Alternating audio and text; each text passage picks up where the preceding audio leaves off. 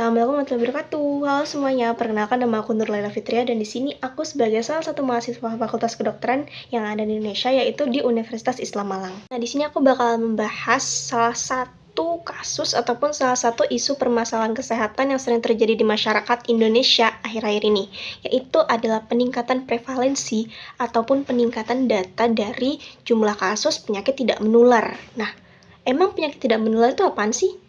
Penyakit tidak menular ataupun yang biasa kita singkat dengan singkatannya itu adalah PTM. Itu adalah salah satu penyakit yang nggak bisa ditularkan dari satu orang ke orang lain. Contohnya beda gitu kan, kayak sama penyakit yang menular, kayak misalkan itu EMS ataupun infeksi menular seksual itu nggak bisa menular.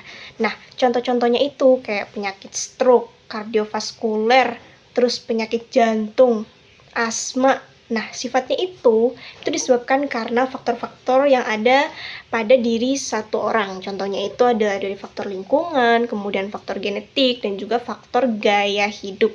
Alasan kenapa dari PTM ini meningkat di Indonesia itu karena ya kurang lebih ataupun dominannya itu adalah penyakit yang disebabkan karena gaya hidup dari masyarakat kita sendiri.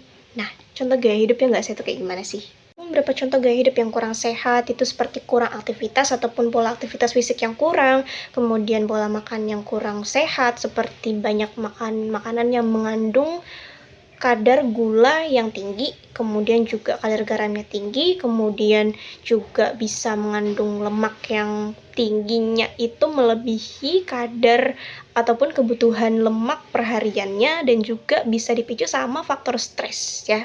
Kalau misalkan data prevalensinya meningkat, gimana dong kita bakal ngejalanin bonus demografi 2045 nanti yang bakal dicanangkan sebagai Indonesia Emas tahun 2045? Apakah bonus demografi menjadi ancaman demografi? Untuk itu penting banget bagi kita semua supaya bisa menjaga kesehatan dan terhindar dari resiko dan juga ancaman penyakit tidak menular.